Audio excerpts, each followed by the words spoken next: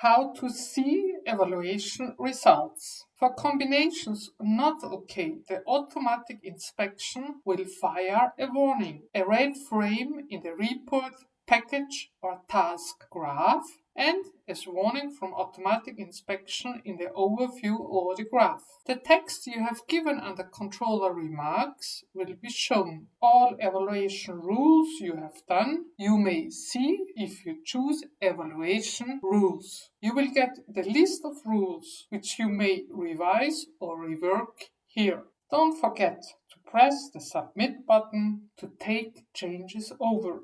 For and in any report, warnings resulting from evaluation are shown everywhere where warnings from normal inspection have been shown till now. This is, for example, under Inspect, in the graph, in the overview when warning from automatic inspection is selected, and in PDF downloads when warnings from automatic inspection is chosen.